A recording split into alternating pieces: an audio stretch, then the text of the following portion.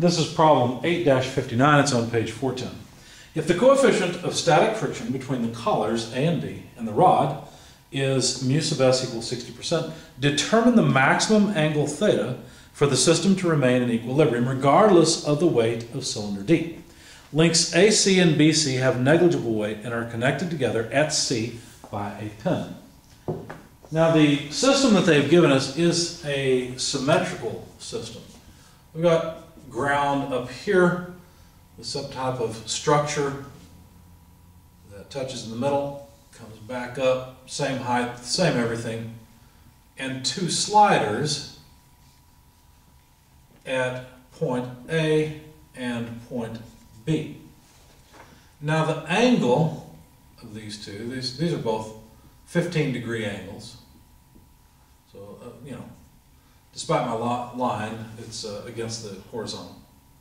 And the static friction coefficient between these rods and sliders in both cases was given as 60%. Now we've got some type of linkage attached to this. So there's member BC and AC that are connected together so that they support weight D here, and the angle theta appears as shown here. It's the way they define the angle, so we will work with it. Now what I did is I began with a free body diagram of point C. So point C, there's force BC and AC pulling up in these two links to support weight D.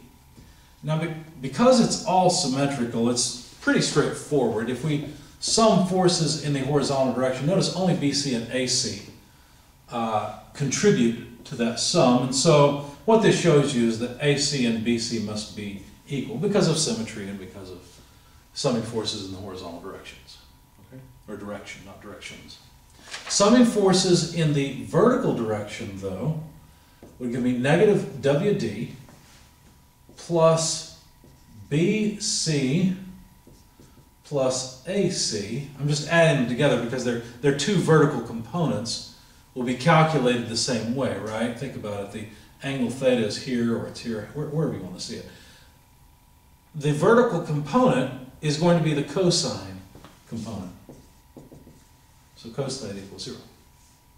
From this we can rearrange just a bit to say W sub D, move it to the other side, divided by cosine of theta is equal to BC plus AC. Now we know that BC and AC are equal, and so this is 2 times, say, BC, for example. So what we can say from this is that the magnitude of force BC is simply W sub D over 2 cos theta. Okay? So now, from this first free body diagram, we've got the magnitude of BC based on the weight of D. The second free body diagram, we'll just call it FBD2, will be a free body diagram of slider B. Now this slider obviously has force pulling at point B equal to BC. It also has a friction force, F, acting up the incline. Because think about it, which way is impending motion? Well, these two sliding down and the whole thing falling, right? That's the direction of impending motion, so friction acts opposite of that. And then there must be also a normal force between the collar and the rod for the friction force to be generated. Now notice that the angle here is our 15-degree angle. Also, further, notice that the angle between the normal force and BC, well, what would that be? Well, if I draw a vertical line, well, then obviously this angle is theta. But notice that this angle is 15 degrees. Okay? So what I'm going to do is draw a rotated coordinate system, just because it'll be more convenient to work with than a typical horizontal vertical coordinate system. So this coordinate system is aligned with that 15-degree angle. Now notice that the friction coefficient would be equal to mu n, because we're asking for the, how did they put it? The minimum or maximum angle theta minimum or maximum? Yeah, maximum angle theta before slippage, because the higher the angle theta is, the further these go out, if you think about it, you realize the vertical piece of BC and AC must remain constant, because it must be, those two together, those vertical components, must balance the weight of D. So as you increase the angle theta, what happens is you get more and more force BC, because you still have to maintain the height of that force, the vertical component of the force. So you get more and more horizontal force, which means more and more force trying to pull this down, more and more force in an appropriate direction as well. Not only is the magnitude changing, but the angle theta is changed, so we're pulling more directly against the friction and destroying the normal force in the process that's generating the friction. So there must be some maximum angle theta before the collars will start to slip and the weight will fall. What's that angle? Well, we're going to set the friction force equal to mu n, because we're looking for a maximum angle theta, and therefore maximum friction force. I'm going to go ahead and rearrange this and say that the friction force, or the friction coefficient mu, is equal to the friction force over the normal force. You'll see why that's useful here in a moment. Let me sum forces in the y direction, my rotated y direction, and what would we get?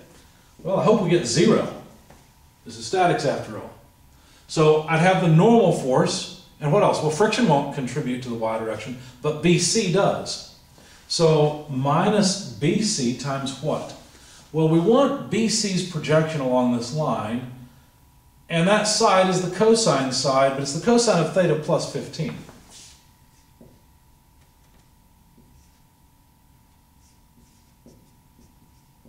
fact, let me do it this way. Let me write it out.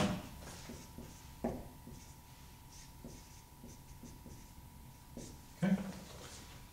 If we sum forces in the horizontal direction, well, we've got the friction force F, acting up the incline, up X, and then the sine side of BC, right?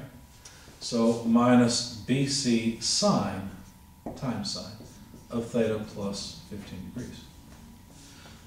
Now, if I call this equation 1 and call this equation 2, notice that if I divide equation 2 by equation 1, what I will get is something that looks a lot like this, right? In fact, if I rearrange it so I put this on one side of the equation, because of course this sum comes out to 0 as well, what I'll get is F equals BC sine of theta plus 15 degrees divided by N equals the rest of this BC cosine of theta plus 15 degrees. And so what you notice is that from this I'm getting mu, aren't I? But that BC can be canceled when I calculate my friction coefficient. So the friction coefficient mu would be equal to sine of theta plus 15 degrees over cosine of theta plus 15 degrees. But what is sine over cosine? Well, it's just the tangent. And since the argument is the same, I can simply write tangent of theta plus 15 degrees. Okay, so now what? Well, we finished with this free body diagram, so let's get rid of all that work. That way we have some space to continue. So if we rearrange this a bit, what it tells us is that the inverse tangent of mu would be equal to theta plus 15 degrees. And so theta must be equal to the inverse tangent of the friction coefficient mu minus 15 degrees. So that would be the inverse tangent of, see, they told us the friction coefficient, 60%, minus 15 degrees. Now when you do this, you'll find that that angle comes out right about 15.964 degrees. I wish they had changed the friction coefficient mu a bit, maybe made it higher, so that there'd be more difference. Because it's, as a student, it's a little confusing. You look at this 15 and that 15 and think, is there some relationship? No, there's not. Think of this as 16 degrees. That's a better way to think about it. Okay.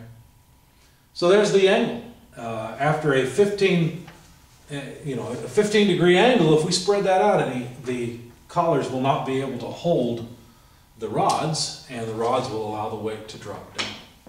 So there's the minimum angle that we need, or the maximum angle, excuse me, that we need. A lesser angle, if we were to actually allow these rods to come in where the angle theta is less than 15 degrees, then it would certainly be stable. Okay.